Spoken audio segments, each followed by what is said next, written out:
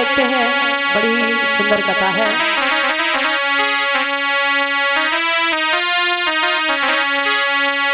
कि तेरी मेरी बचपन की यारी, कि मेरी तेरी बचपन की यारी, और सवेरे चले आइयो मोरारी।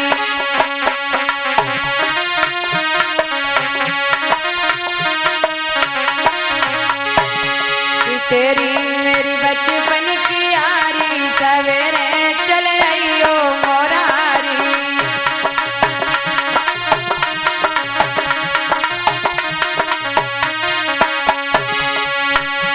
अरे जो का नाम रो घर ना जानो,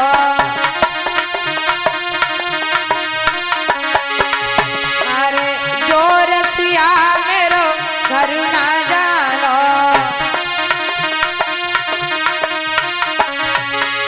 और द्वारे लगी फुलवारी, सवेरे चले आइयो मोरारी।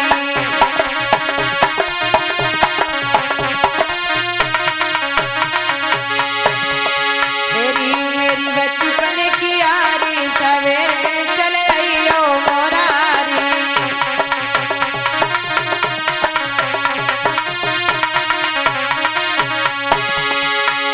अरे जो का नाम मेरो नाम न जानो, अरे जो छलिया मेरो नाम न जानो, और द्वारे लिखी राधा रानी, सवेरे चले आइयो मोरारी। अरे द्वारे लिखी राधा रानी, सवेरे चले आइयो मोरारी।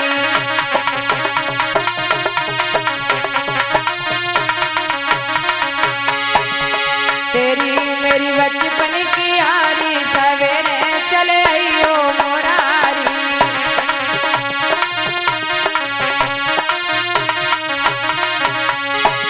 कि तेरी मेरी बचपन की यारी, सवेरे चले आइयो मोरारी।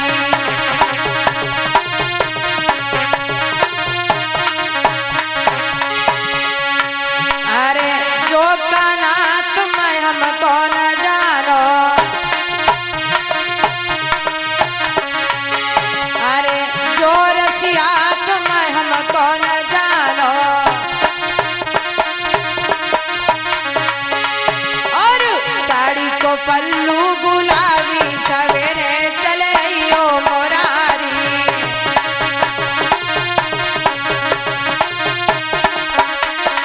तेरी मेरी बचपन की यारी, सवेरे चले आइयो मोरारी।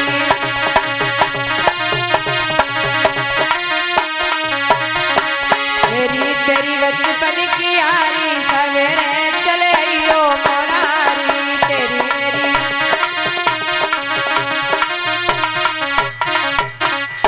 बोली वृंदावन बिहारी लाल की, बोली भागवत महापुराण की। तो आइए देखते हैं, श्री सुखदेव जी बोले, हे राजन परीक्षित, बताया है कि जब इंद्रदेव सभी देवताओं को लेकर के भगवान विष्णु की सभा में पहुंचे हैं, भगवान विष्णु ने आता हुआ इंद्रदेव को देखा।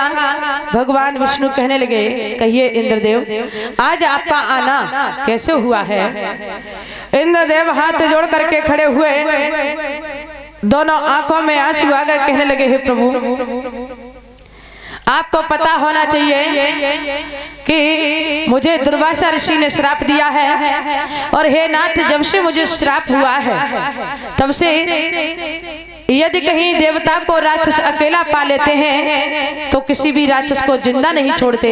प्रभु, यदि इसी तरीका से रोजाना देवता मारे जाएंगे तो भला हमारा रहना मुश्किल में हो जाएगा। प्रभु, कोई उपाय बता दीजिए। भगवान विष्णु कहने लगे, अच्छा, यदि तुम्हें श्राप हो चुका है तो सुनो इंद्रदेव, कहा भी गया है यदि दुश्मन को मारना है तो दुश्मनी से नहीं प्रेम में मारा जाता है। और सुनो इंद्रदेव, यदि आप उन राक्षसों को मारना चाहते हैं, अपनी विजय हासिल करना चाहते हैं, तो मैं तुम्हें एक उपाय बता रहा हूँ, क्योंकि तुम्हें दुर्वासा ऋषि का श्राप लगा है और जब तक आप इस श्राप से मुक्त नहीं हो गए तब तक आप अपनी विजय हासिल नहीं कर पाओगे। उसी समय भगवान विष्णु ने देवताओं को सारा हाल सुनाया है और कहा है जाओ सबसे पहले आप जाकर के समुद्र मंथन कराओ और उस समुद्र मंथन से 14 रत्न निकलेंगे और उसी 14 रत्नों में से एक रत्न अमृत भी निकलेगा। और मालूम होना चाहिए कि यदि मरने वाला व्यक्ति भी अमृत का पान कर लेता है तो वो जन्मों जन्मों के लिए अमर हो जाता है। जैसे ही इंद्रदेव सभी देवताओं ने ये सुना है तो उसी समय श्री सुखदेव जी बोले, हे राजन परीक्षित, बताया है कि आज इंद्रदेव सभी देवता भगवान विष्णु के कहने पर सबसे पहले मंदराचल पर्वत को लेने के लिए पहुंचे हैं। लेकिन बताया कि वो मंदराचल पर्वत इतना भारी पर्वत था कि महाराज उठाना तो बहुत दूर, उस पर्वत को हिला भी नहीं पाया। तभी सभी दैत्य और देवता ने भगवान विष्णु का फिर ध्यान किया है, प्रभु आप आकर के हमारे धर्म की रक्षा कीजिए। उसी समय भगवान विष्णु ने देखा कि दैत्य और देवता बड़े परेशान हैं, तो आज भगवान विष्णु ने खेल ही खेल में आज उस मंदराचल पर्वत को उठाया और जहां समुद्र मंथन होने जा रहा था वहीं रख दिया। बोली वृंदावन बिहारी लाल की, बोल राधा कृष्ण की। तो श्री सूत जी बोले हैं शंकर ऋषियों, आज दैत्य और देवता भगवान विष्णु के कहने पर वासुक नाग को लेने के लिए पहुंचे हैं। और जब वासुक नाग को लेने के लिए पहुंचे, वासुक नाग को पता चला कि उस समुद्र मंथन में मंदराचल पर्वत भी आया है, तो वासुक नाग इनकार करने लगा। वासुक कहने लगा देवताओं से, अरे देवताओं आप तो जानते हैं कि भला वो मंदराचल पर्वत इतना भारी पर्वत है, यदि हमारे ऊपर जरा सा भी गिर गया तो हमारी तो मौत हो जाएगी, इसलिए हम आपकी सहायता नहीं कर पाएंगे। इंद्रदेव देवता हाथ जोड़ करके बोले, वासुक आपको मालूम है मैं जो समुद्र मंथन कराने जा रहा हूँ, उस समुद्र मंथन में 14 रत्न निकलेंगे और उसमें एक रत्न अमृत भी निकलेगा। और आपको पता होना चाहिए कि यदि मरने वाला व्यक्ति भी उस अमृत की एक बूंद पा लेता है तो वो जन्मों जन्मों के लिए अमर हो जाता।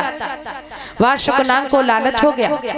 लालच में आकर के वासुक नाग आज जहां मंदराचल पर्वत रखा था और जहां समुद्र मंथन होने जा रहा था, तो बताया है मंदराचल पर्वत आज उस समुद्र मंथन में रही बन के कार्य किया। और जो वासुक नाग गया था इसने रस्सी बनकर के कार्य किया है।